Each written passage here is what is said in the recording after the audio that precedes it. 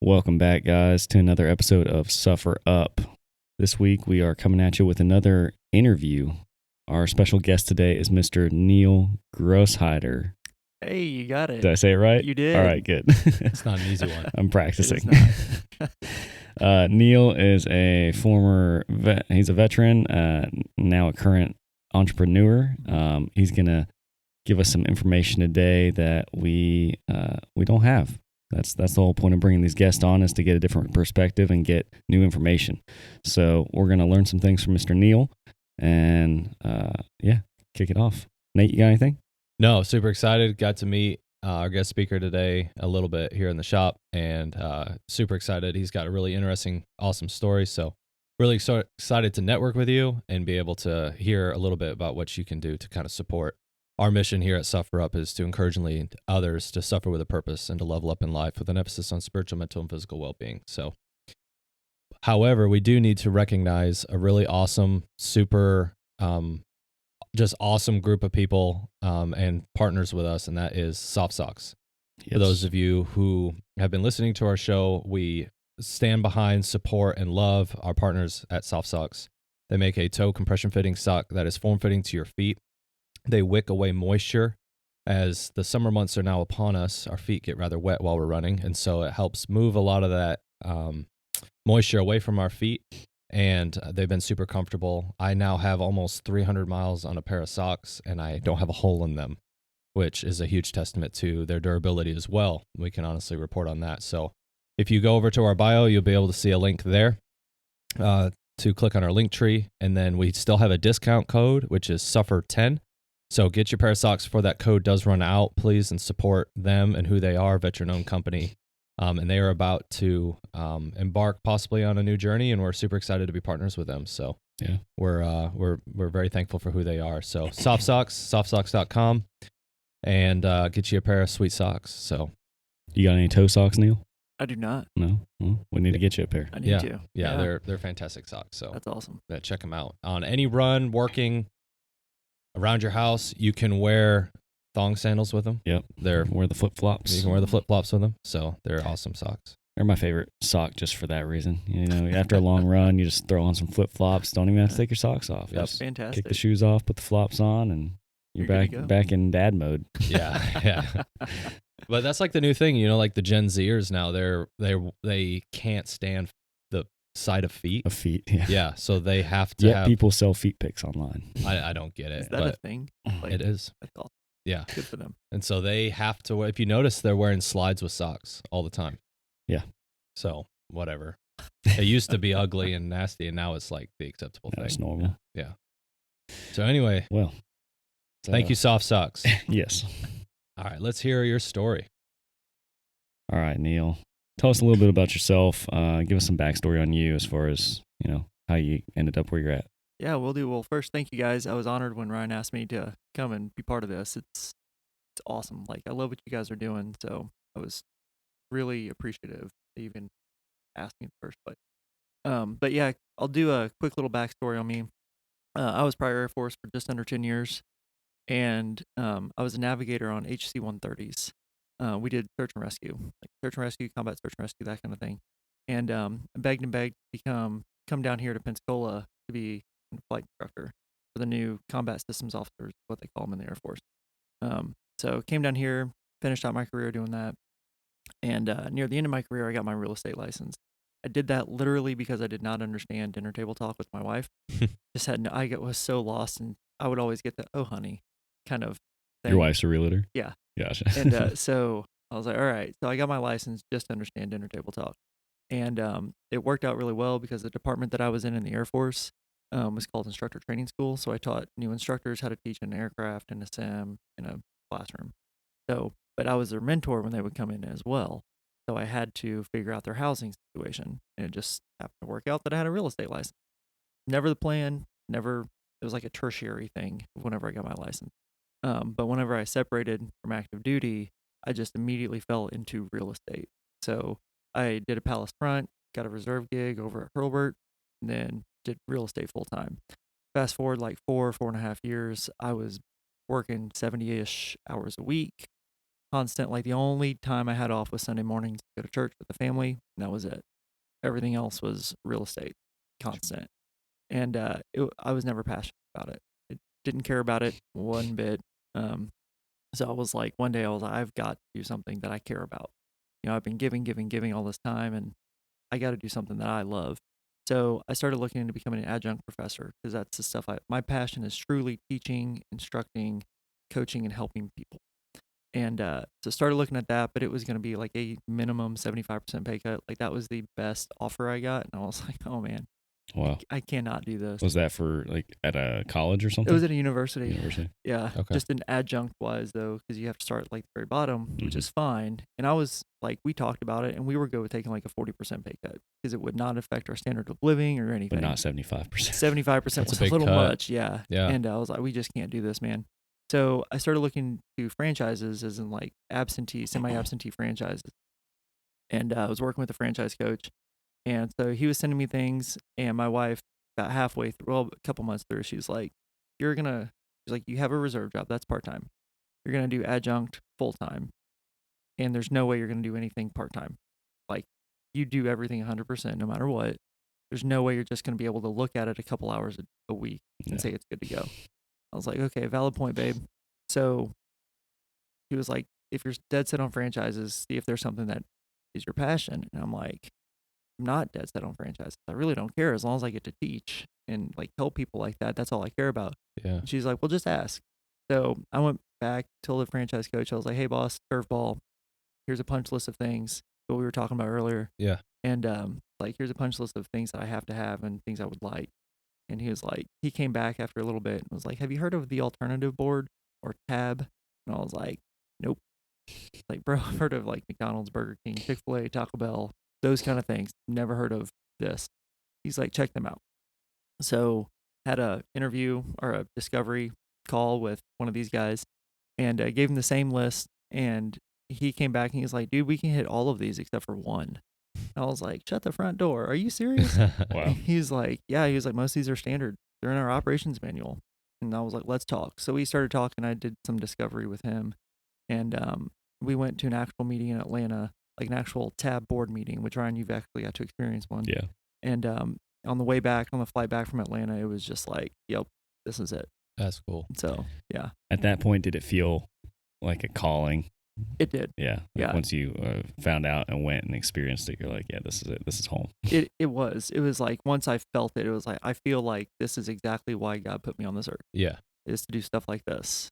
So When That's opportunities come your way like that, as you navigate different seasons of life, it's like, well, okay, this opportunity literally kind of fell in my lap. It was meant to be. You were seeking, you found it, and then you landed on it, and then you went after it and got it. yeah, pretty much. And totally unexpected because I did not see this one as, part of it. Like I never expected to be a business owner. Yeah. Right. Like real estate, we ran it like a business because that's what we're 1099. We're supposed to, but never truly divested into the entrepreneurial path. Yeah. Just kind of happened. That's super exciting. Yeah. That brings up a good question. So since you had never planned on it and never really ran a business before, what was your first major hurdle with that? I mean, obviously you had to get into the franchise, but then what was the biggest hurdle? Yeah. So biggest hurdle. So like I said, like in real estate, we did run it like a business. Mhm. Like we both had our duties. Like we actually wrote job descriptions. The team was my wife and I. We wrote job descriptions for ourselves. We did everything like we're supposed to do for a business. Because basically I just took what I knew from the Air Force. It's like, hey, we have to have this org chart. We have to have job descriptions. We have to have a mission statement. We have to have visions. And like, so we created all this stuff because that's just how I operate, right? Like, you know how this is. Take what you know and you just use it. And so going into the actual business world, that's what I started with. I was like, hey, I'm going to do this. So I started gearing all that stuff out. But the first major hurdle I found, because I did a ton of market research, all that stuff, but the first hurdle I came to discover was what Tab Corporate, because Tab's a global franchise, and what they want us to focus on is not what we have here in the local area.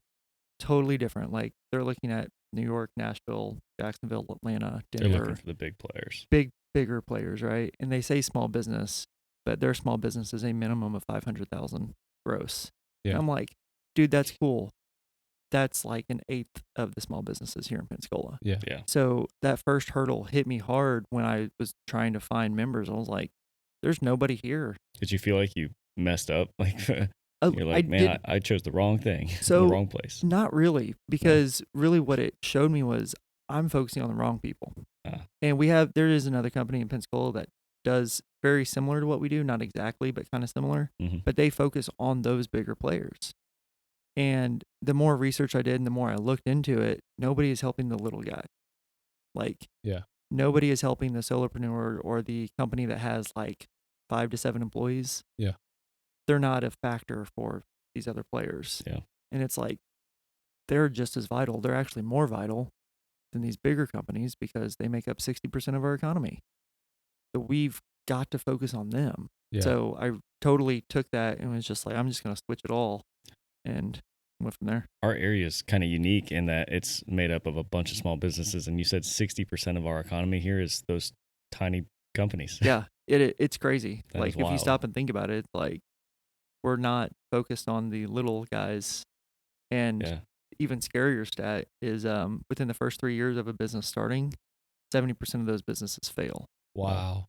In the next 2 years, So 60% of our business here is changing every 3 years. Correct. Or constantly, really. it is. Wow. But then when you get to the 5-year mark, half of those 30% will have failed.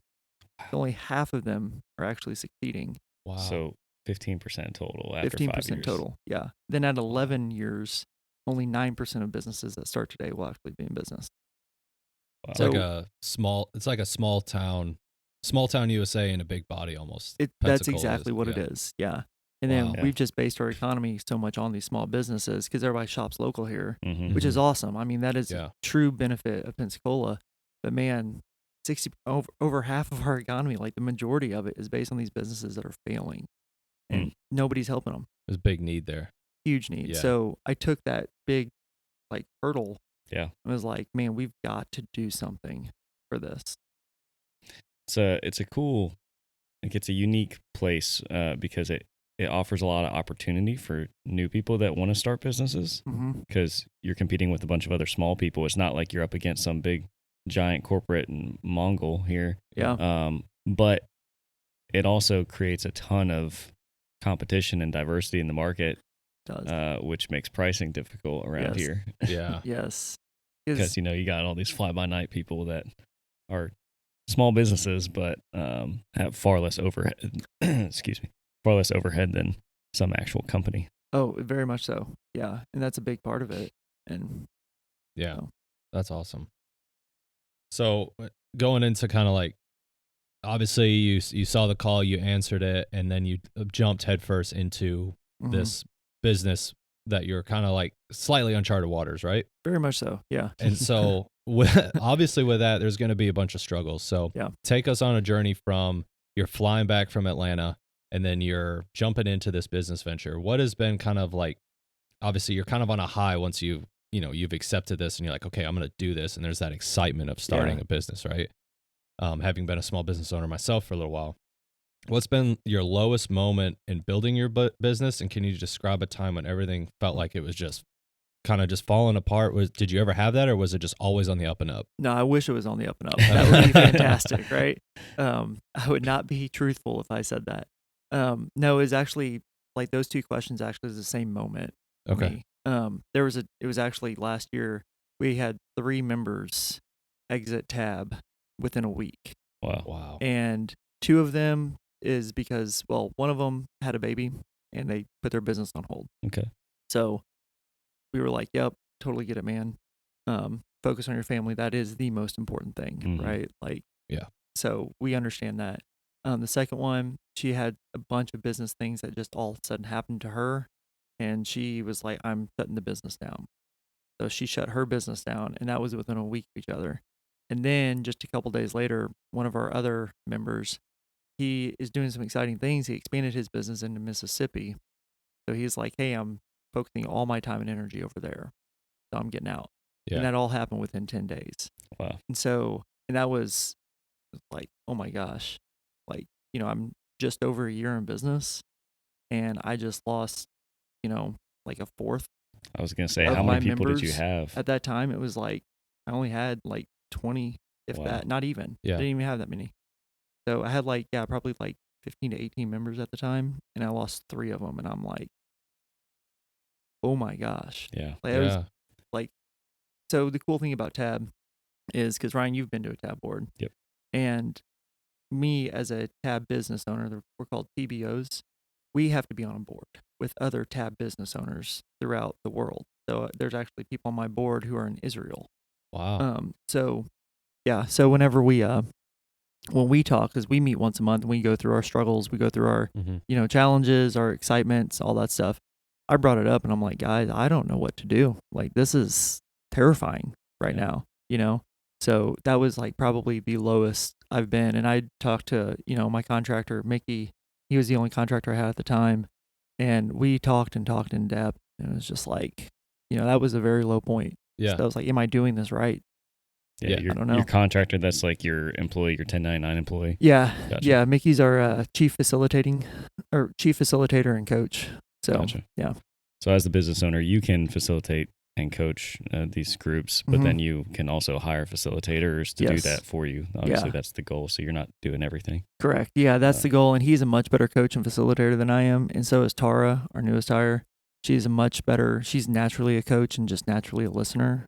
So it was awesome to bring them on, because that is me, but not to their extent. Like, Mhm. I'm much more of the let me go teach something kind of thing. Yeah. So being a coach versus a consultant is totally different. Yeah. And I was falling more into the consultant. Well, it seems like you are geared more towards. Oddly enough, you say that like you weren't a business owner or ready for that necessarily, but you're geared more towards the business side of things as far as developing the SOPs and the org charts and all these different like background things. Oh, yes. Versus being the guy out there teaching. Yeah. Not that you can't teach by any means, but just that you tend to like that other stuff. It seems like. I do, like, because I wrote a lot of SOPs and stuff for the Air Force.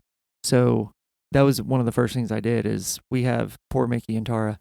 They have their operations manual from Tab, but then I took it and I created SOPs and SOIs for it. So they literally don't have to ask me a question, because everything. So SOPs are standard operating procedures. SOIs are standard operating instructions. Okay.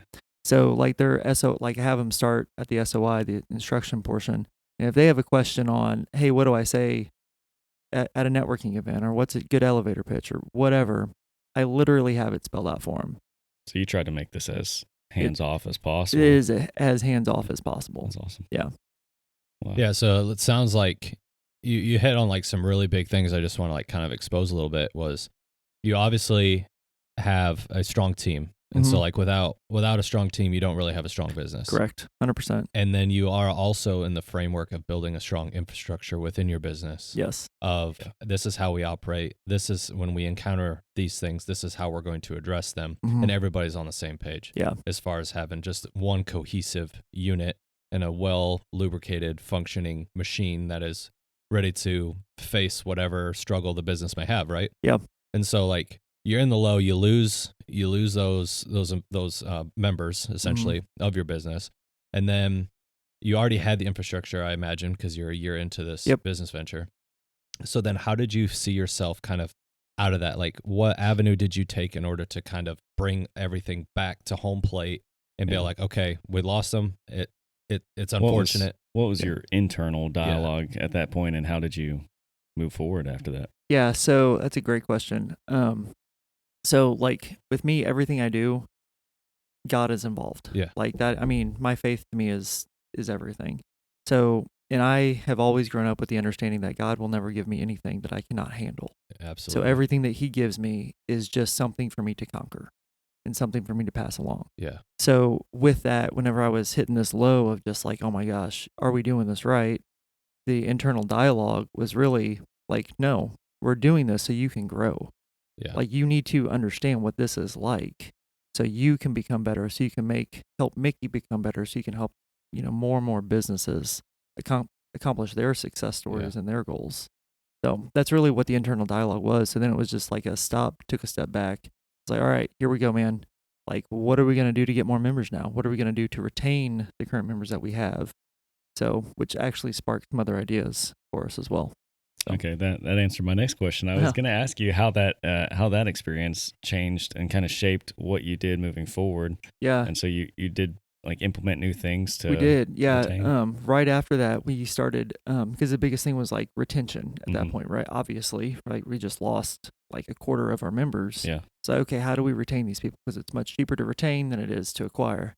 So, we stopped and looked at it, and we were purely focused only on the business side of life for all of our members. We were not focused on their life or their health, really. And that's one thing that we do every time we meet. We talk about life, health, and business. Yeah. But we weren't living that. We were truly focused only on their business. So we started doing Tab Family After Hours.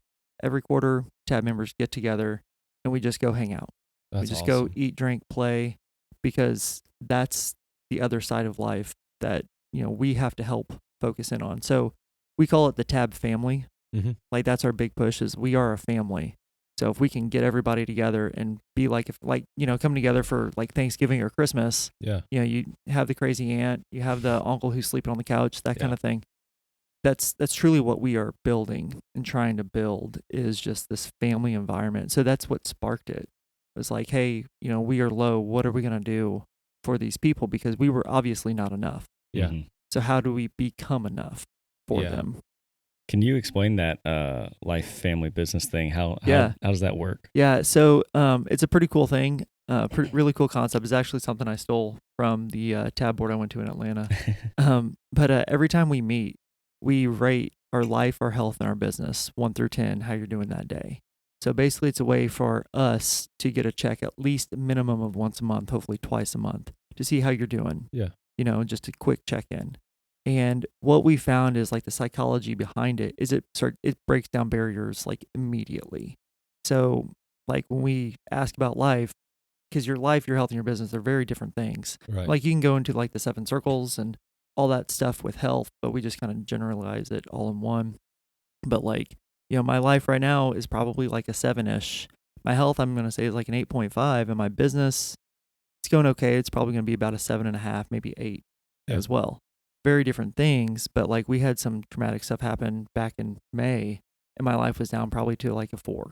Yeah. And like I'm generally a very happy person, a lucky person. Well, luck and I have a weird relationship, but as we all do. Yeah.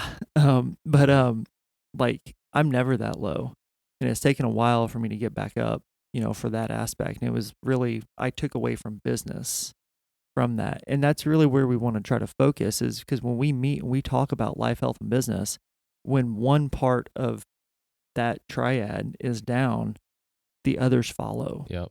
And if we're not focused on all 3, if we're not helping and giving our support in all 3, that business will suffer, that person will suffer, and then those employees, those family members will suffer. Yeah. So I like your model there too. And if anybody who's listening is either a business owner, or even if you're not a business owner, if you're an employee or just a manager in any sort of capacity, and we've talked about it before in previous episodes, of pouring into those around you will ultimately benefit whatever organization, team, whatever you've got. So I really like the fact that your business model is here, but then you also have the aspect of like, we're going to make this a cohesive team, and we're going to pour into our people instead of like, no, I've got these deadlines I need you to hit. You have to hit these things, and not treating them as humans. No. You know what I mean? Like everybody needs to be poured into to some degree. And so that's exactly it. Refreshing to hear that that's being emphasized in your business model. That's fantastic. It's a big part of it. Yeah. Do you think that your business or yourself individually, personally, would be where they or you are had you not gone through that suffering time of, that challenge of losing 3 people at the same time? It would not have. Like, even like when I first started and hitting that first hurdle of like, I'm targeting the wrong people. Yeah. Like our business wouldn't even be close to kind of where we're at right now. Because we really just switched all around what I had originally planned on doing. We changed it to now it's like we help businesses that are, solopreneurs all the way up to businesses that have like 8 locations. So we have programs for each of those businesses in between. Yeah. Sounds like you guys refined your mission and everything and have really narrowed it down to the exact people that need your help here and Yep. how you can best help them. Yeah, and that's exactly it. And then um we're just able to help everybody because our true value statement is people over profits. Like if we can help the people, regardless if they're Yeah. a member or not, I've witnessed that. yeah, like that's what we care about. That's awesome. Right? And Yeah. like, yeah, Ryan, you can attest, like we will meet with you if we can help. If we can provide value in your life, Yeah. the only thing we get is the satisfaction of hopefully we made a positive impact on you. And there's no profit there. Yeah. You know, it's just truly helping people. Yeah. So That's fantastic.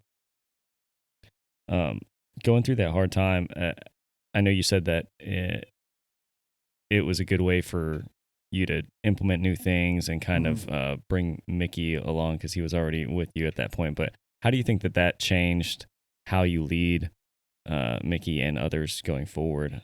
yeah, it made me also realize that I need to give them more mentorship because I was very much the hands off. Because the way I have like our SOPs written and everything is there are some things in there that are very particular. Then there are some things where it's very loosely worded because I need them to be able to coach and lead how they need to because each member is different.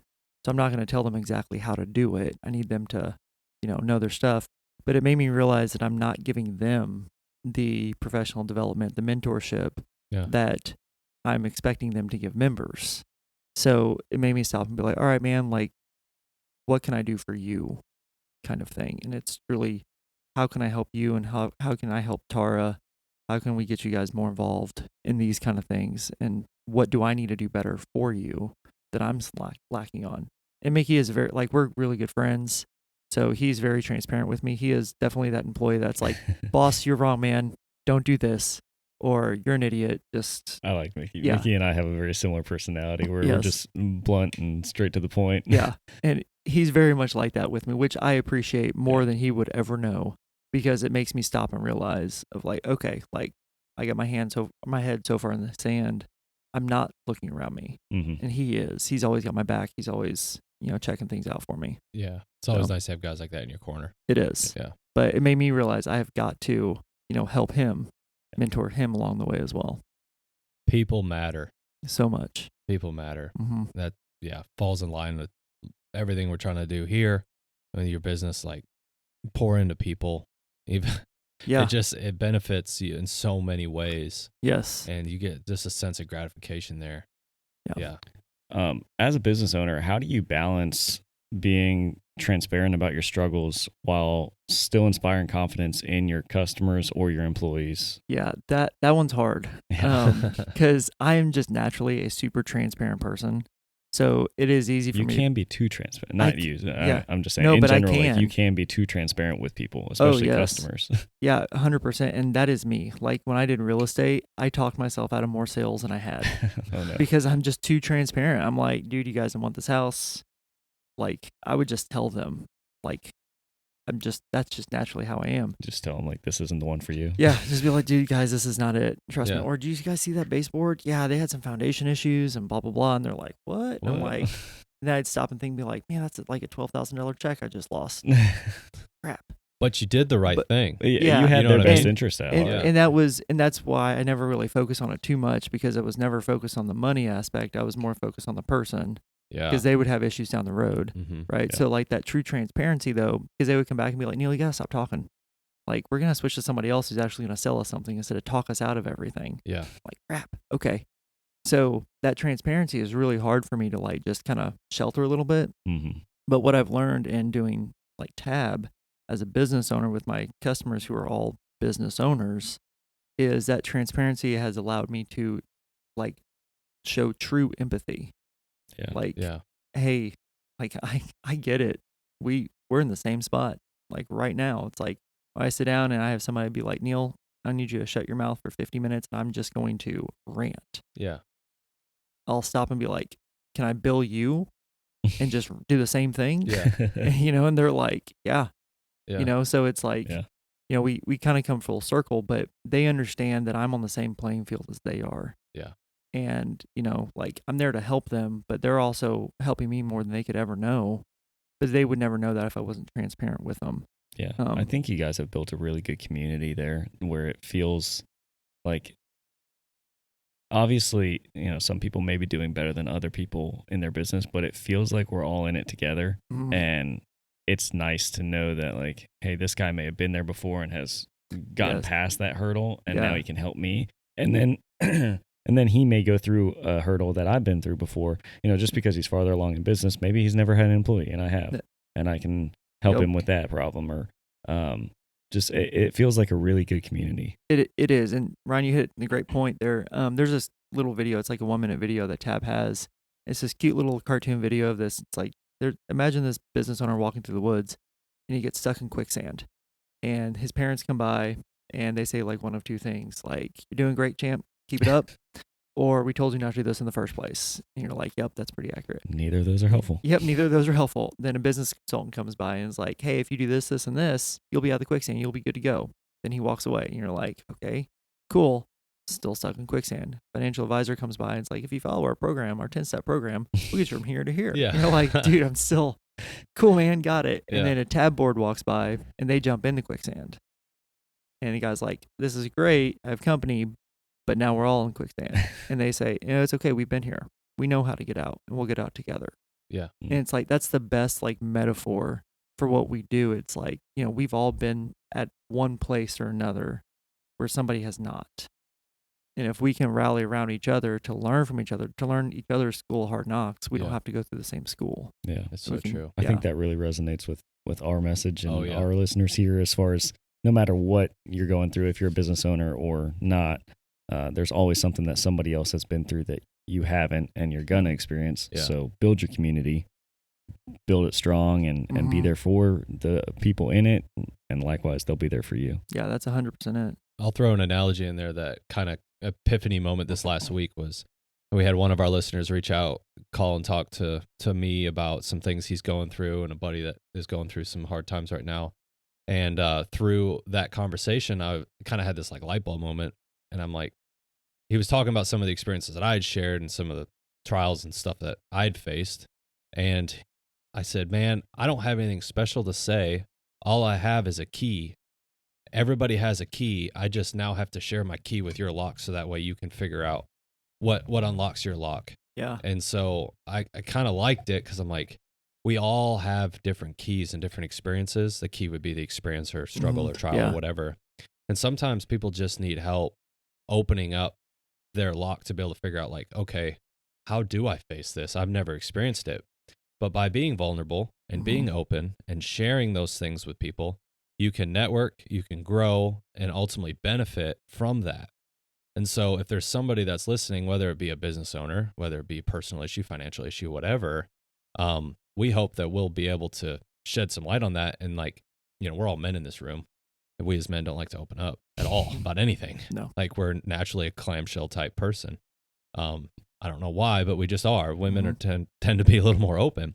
But by opening up and sharing it, and you're putting your thoughts into words, and through that, you're able to really navigate in this dark web of your mind to figure out a solution. Yeah. And so I love the fact that you've literally implemented those exact concepts into your business model to be able to grow personally as well as grow as a business. Yeah. And I think you hit on a really good point there with, people just having to admit, Yeah. like, their lock is locked. Yeah. Right. Mm. Like, that first step of just admitting that there's something there Mm-hmm. is crucial. Because if we don't even do that, there's no way that key is ever gonna, Exactly. find that lock. It's not going to magically appear. No, and that's honestly why we do that life, health, and business, because we have to take down those walls, those barriers, like, immediately. Yeah. Yeah. Of like, guys, this is not the place for that. Yeah. Going with your analogy there, it's a lot harder to, forge and make your own key Yeah. than it is to just get a copy of someone else's. Yeah. Absolutely. Yeah. And like, what would you say? This is a little bit off of what we had outlined, but what would you say to somebody that is like struggling to kind of open up, or like, how do you create that environment for people to be able to come with their stuff? Because naturally they walk into a room of a bunch of successful business owners, Yeah. and they're like, "Oh man, I'm just over here, making quilts, Yep. and I'm a nobody. Like, what do I have to bring to the table? But really, I'm struggling over here because my machine's down. I don't know how to handle it." Like, what would you say to that person to try to, or like, how, I guess essentially what I'm asking is, how do you create that environment for people to be open, vulnerable, and be able to share, so that you can essentially run a successful business on your end. Yeah. So it's funny you say that because we have what's called a sample board or a taste of Tab. Yeah. And it's basically a free way to come join or come see what Tab does, and not like what you went through. Like you went to an actual board meeting Mm-hmm. as a guest advisor, but we do this and we just bring in people that we've networked with who we think would be a good fit for Tab. We bring them to what's called a sample board. And so the sample board is I give this little spiel, like a 20-ish minute spiel of like, this is Tab, blah, blah, blah. But in the beginning, when they do their intros, we have them introduce themselves, and then we make them go through life, health, and business. And whenever I explain life, health, and business, I truly like explain what it is, what it's for, but then I give them 2 stories. And I explain the stories. One's a great story, the other is a suffer story. Sure. And so it makes them understand that they're getting ready to say something that they don't want to That's admit. good.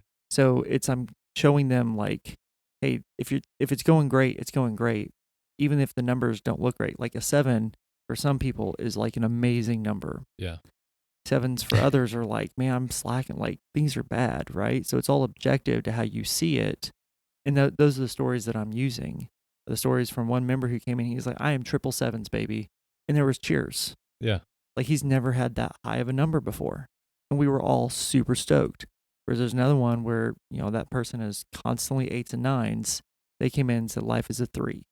Wow. And, so the board truly got together and was like, how do we fix this going forward? And I tell those stories before they give any input whatsoever. So they know it's okay to say a low number.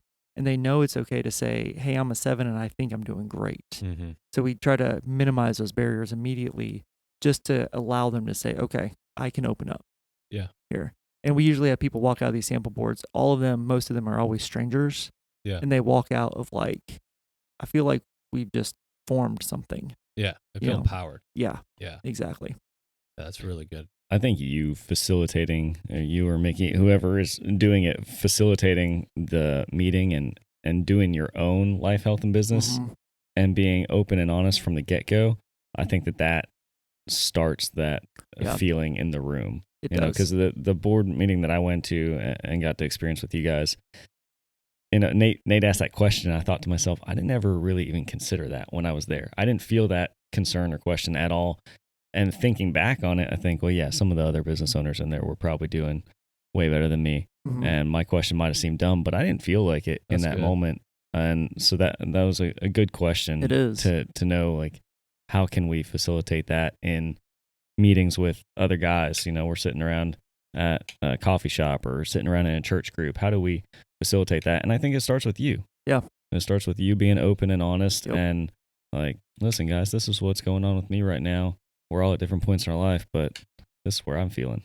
And that's a huge part. Yeah. Like it has to be a completely, unbiased atmosphere with like no judgment, just safe, confidential setting almost. And like, well, we have to have a confidential setting in ours. Yeah. But we enforce like there's zero bias here.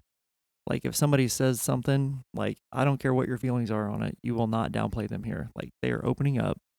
They are struggling. Help them out of this struggle. That was actually a question I was going to ask. Like, you get that that negative Nancy in the room that starts like judging the individual that's coming with their problems. Like, have you ever had that? So we make it very clear that like that's the kind of stuff we're not tolerating. Okay. And we talk about it from the beginning of like, hey, if you disagree with somebody, that's okay. Like we want disagreement, right? That's how we grow.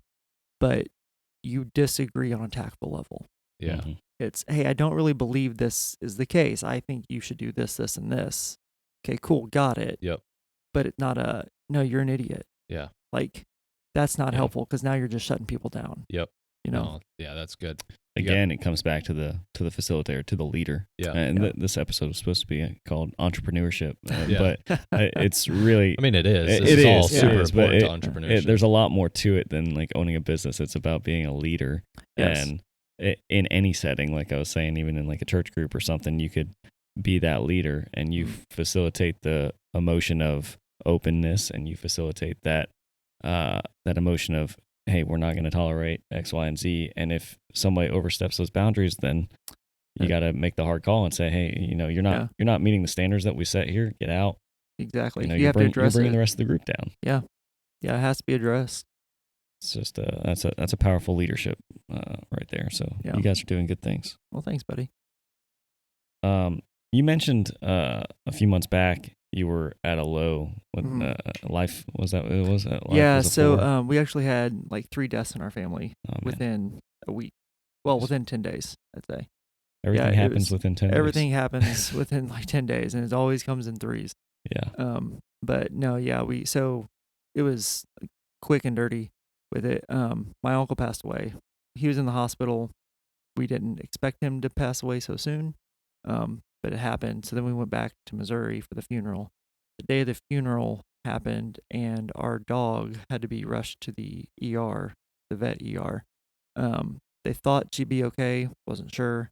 And then at the funeral, my father-in-law got a call about his mom, who is on hospice, and we knew that was a thing. Like, she's actually been waiting to pass for a long time, Mm-hmm. and but we got that call at the funeral. Goodness. So on the way from the funeral, we stopped by the nursing home that she was in to say our final goodbyes. And on the way from the nursing home to my sister-in-law's house where we stay, we got a call that Stella's not going to make it. We have to get back to Florida as soon as possible to say final goodbyes to our dog. Goodness. So when we got back here and they put her down within 15 minutes because she was just suffering so bad. Wow. So we were sad because didn't really get to be with her in her final moments. So that was like gut wrenching to us. On our way home, which was like 40 minutes from the ER, the vet ER, my wife's grandma passed away. Yeah. So I mean, it was just like constant, thing. So that hit us hard, and I relied on Mickey and Tara 100%. Like, I told Mickey, I'm not focused on business whatsoever, because we had to go back to Missouri again the next weekend, and we had another dog who's actually older. He's 16, and the dog that passed away was just shy of 13. So we were like, oh my God, like, what do we do with this dog? Yeah. He's gonna die, kind of thing. So it was just like, it was hard for us, Yeah. So yeah, it was a lot. And Mickey, he stepped up and he took everything. So I'm beyond grateful that I have him and Tara to do stuff like that, because like I am just now getting back into like, I need to start marketing again. Yeah. Like, I need to go network, kind of thing. Lock Because back in, yeah. yeah, because my head has not been in the space to do business. Yeah. Thanks for opening up and sharing that. Yeah, man. I mean, it's so important. Yeah. And what's also cool there is through that season of life, you had equipped your business and you had equipped your people, Mhm. your network. You empowered them to make decisions essentially in your absence. Yeah. And like, even though you weren't physically necessarily absent, even though you probably were for a short season during that time, but you empowered them and equipped them Mhm. to be ready to step up and lead, right? Yeah, and they did. Yeah. Yeah. And That's I'd say the coolest part about that whole thing, though, again, like, God never puts you through more than you can't handle, Yeah. right? The coolest part about it was, like, my members, they knew something was off, because like a couple of them had to reschedule because of the funerals and us not being there and everything, and it turned into more of a support group for me, for my members. So cool. they're I'm supposed to be helping them, and they help me more than they know, because they're just like, Neal, we understand. Well, we're just gonna talk, like, that's it. I was going to So- ask you if you had any specific tactics or things that helped you get through that time, but you kind of just answered it. It sounds like your community. Yeah, my community, my tab family. Yeah. Like, I mean, that and my wife and I, we have a super strong relationship. Like, ever since we've been married, we haven't been home, like, close to home, because we grew up 15 minutes from each other. So Nice. like, all of our family is like in the same spot. So we've never had family around us throughout our entire marriage. And we've been married going on 13 years. So we've never had that. So it's always just been us. We've always been super close, very, supportive of each other. Mm-hmm. So it was just nice to have a family that was truly supporting us going forward. That's awesome. Yeah. I just want to add something. I apologize. I was looking at my phone while you're talking there. No, you're but I good. was trying to find a verse that ties in nicely with what we're talking about, and kind of tie it in together. But in Philippians chapter 2, verse 1-4, I'll go ahead and read it for everybody. If there be therefore any consolation in Christ, if any comfort of love, if any fellowship of the Spirit, if any bowels and mercies, fulfill ye my joy, that ye be like-minded, having the same love, being of one accord and of one mind. And really the emphasis is on verse 3 and 4. Let nothing be done through strife or vainglory, but in lowliness of mind. Let each esteem other better than themselves. Mhm. Look not every man on his own things, but every man also on the things of others. So what I love is the trend of what you've just described in your business is literally straight from Scripture, and that you are honoring God through your actions of your business by putting others before self, which is ultimately what Christ did. Yep. And so he put the whole world above himself. And so I just thought that tied in very nicely of, even if you think you're not worthy, to still put those ahead of you. Mhm. And that is, our works don't ultimately gain favor with God, but they ultimately glorify who he is. Yep. And so I just wanted to bring that to light, because I really think that your business model, and I was sitting here like, where's that verse at? I can't remember, but it's in Philippians chapter 2. So I really appreciate the fact that your business model really ties in nicely with what Scripture has to say on how we should conduct ourselves. Awesome. And Thank in you, that Nate. same light, if you can't lead yourself, how are you expected to lead others? Correct. You know? Yeah.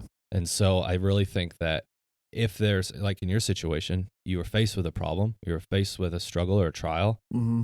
you were kind of knocked down a little bit, Yep. and that's okay. Yep. But you fixed the issue. You dealt with your mind and the emotions behind all that, as that's a tough season. But then when you were ready, you step back into that leadership role. Yeah. And you step back in and you faced it head on. So one, I really appreciate the fact you shared that intimate thing, on the show, but I just really wanted to kind of tie that in, and what the basis of what you're trying to do with your business, or ultimately what you are doing, is fantastic. And I absolutely love it. Yeah. Yeah, I appreciate that. And it kind of goes into something, like as you were talking, it kind of reminded me, like, showing everything we do shows glory to God, right? Yeah. Ever since high school, I don't even remember when I started doing this, but it's just a little habit I started. And every time I wake up, just the mindset of, I'm going to have a positive impact on one person's life today. Yeah. Just one. That was just my whole thing in high school. Like, I just started saying that, and it's like, how can I just help one person, Yeah.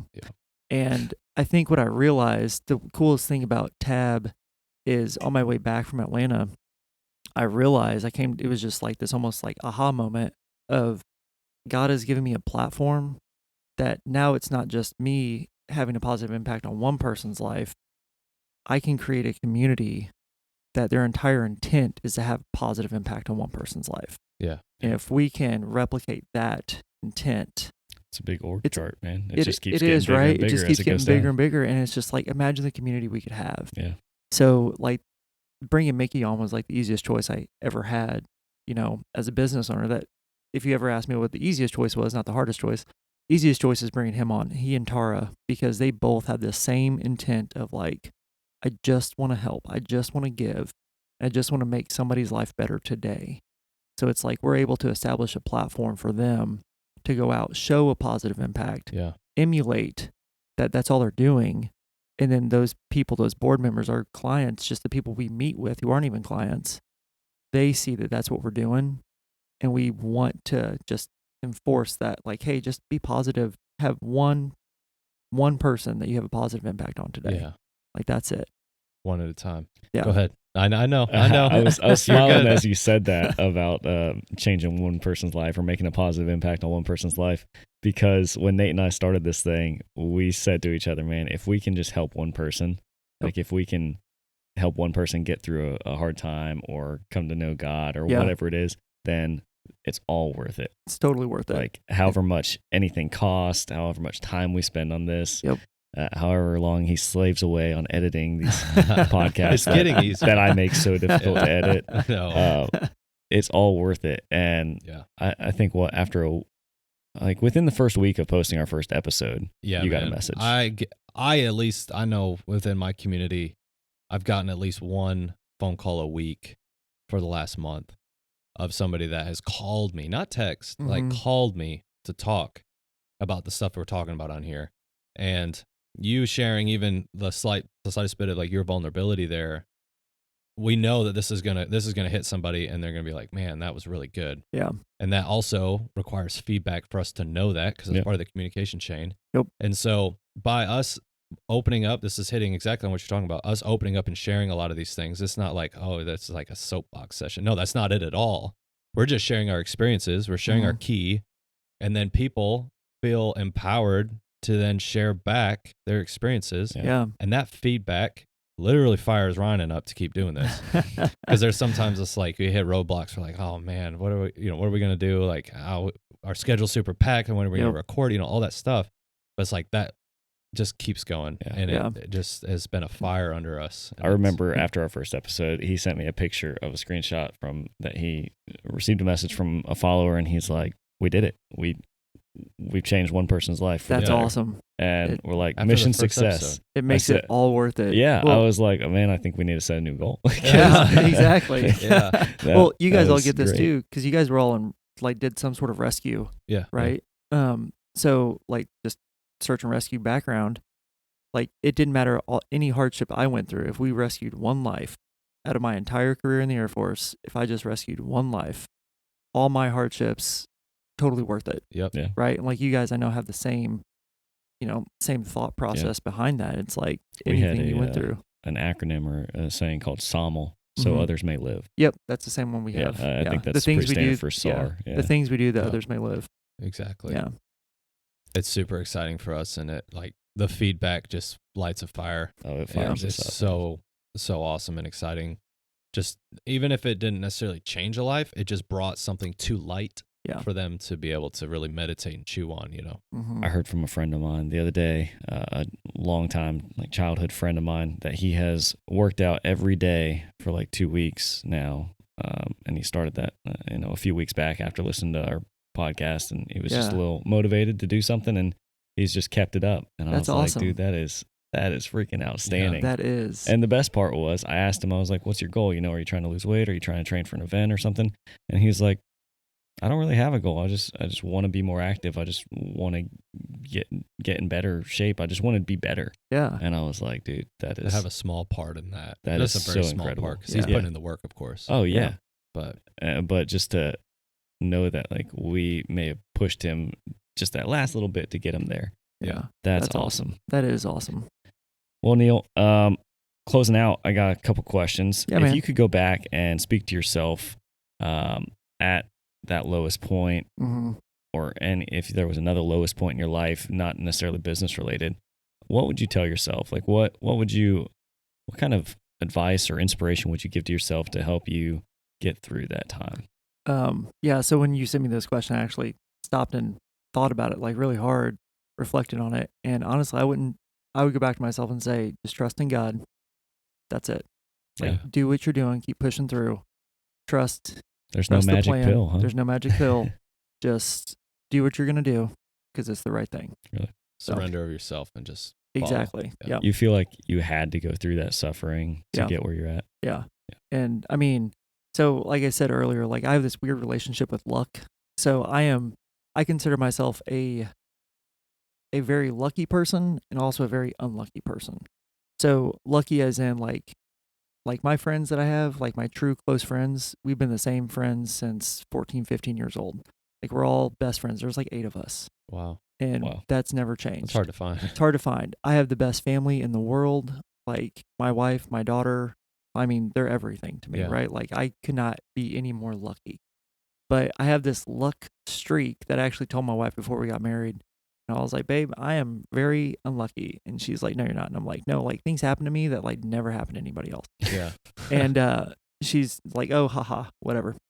Well, after over a decade of marriage, when it just happens in a day, like, I'll have a day and, like, anything I touch, anything I do is just, it will go wrong. Like, Murphy follows me that day, and it's just like full force, and she'll tell me, she's like, stop right now, go sit on the couch, don't touch anything. And, like, she'll tell me that. Yeah. Or if we were out on the boat, we'd be doing something like that. She'd be like, we're going home. I'm like, we just started. She's like, it's one of those days, I can tell right now. You need to get off. You need to get away from everything. Yep. And so it's like, God bless the women in our lives. right? Yeah, 100%. But it's just like one of those, it's like, I go through these things. Like, we had this, it was crazy. Our, like, my wife got a letter in the mail about her car. She's got like a 2019 car and it had a recall on the transmission. And we were like, oh, it's fine so far. And like a week later, transmission went out. Next day, my truck had a problem with the starter solenoid. Ugh. Thought I'd go get that fixed. And then our Jeep, because thankfully we have 3 vehicles, Yeah. our Jeep battery went out. And I'm like, Can't catch a break. can't be catch a kidding break me. within a day. And like that's just kind of like how my luck kind of goes. It's Yeah. like anything and everything happens, and it's gonna happen like immediately. So it's like whenever I have bad luck happen, it's like true bad luck. Yeah. Just Yeah, it's nothing instantaneous. major, but it's like a bunch of little stuff. correct. It's a bunch Yeah. of little stuff that doesn't It's allow those you to do normal anything. daily sufferings. Yes, and it's just like it just makes me be like, okay, it's a good day. yeah. Like when I have a good day, Yeah, I'm that's gonna it. live Turn it it up. around. I'm gonna live it up every single day. That's a good day. And when something bad happens, it's like, okay, I'm just gonna take a step back and not do a thing. Yeah. Because That's fantastic. That's good that you recognize, like, just when something bad happens, you don't have to fight it. You Yep. don't have to like push against it and try and turn it into something good. Just like take that step back and go, okay, that happened. Tomorrow's a new day. yep, that's exactly. And I learned that because at first I wasn't doing that, right? Yeah. Like I was fighting it. Like, no, it's not. It's gonna get better. It's gonna get better, and Yeah. it just we get worse and worse and worse. And it's Yeah. just like, you know what? No, It's a As far as spiraling luck tornado. goes, yeah, what? I just like it's like a tornado. It's Oh, like yeah. you just gotta wait for the storm to pass. it's Yeah. 100% it. Yeah, Yeah. It'll go by. yeah, As far as luck goes, my dad has a saying, and it always makes me laugh when I think about luck. He says it's bad luck to be superstitious. When people are talking about I'm lucky, I'm unlucky, I'm like, all of that sounds unlucky. Oh, yeah. That's right. I'm not superstitious, but I'm a little Yeah. stitious. yeah. I think, the goods and bads are going to come no Yeah, matter what. they So do. some people call it luck. Some people call it, the devil's meddling with your life, whatever Mhm. it is. But those normal daily things are going to happen, and it's Yeah. a matter of how you deal with them. And I think Yep. that's a really good way to handle them. Like take that step back Yep. and start again. Well, Neal, thank you for sharing with us, man. Yeah. You mentioned it at the beginning, but I just read at the end some nice closure. Do you just want to go ahead and say if anybody is in the area and wants to utilize your services Yeah, and like the name of your business, how they can get in touch with you? Any of that information would be great to put on here as people have been listening. So Or if not you in the area, because you did say Tab was oh yeah, Yeah. like, yeah, of course. international. yeah, Yeah. definitely. So, the Alternative Board is Okay. what TAB stands for. It's a global organization. We do like TAB Emerald Coast is my company. We Okay. do everything from Fort Walton all the way over to Gulf Shores, where we do the peer advisory boards, which is like that business support group for business owners, business coaching and professional development. Professional development's the thing that I kind of added because I love to teach. Sure. So we added a bunch of courses and a bunch of just classes to help businesses of any level just help with their professional Oh, development stuff. fantastic. Yeah, so you can reach me at our website, tabemeraldcoast.com.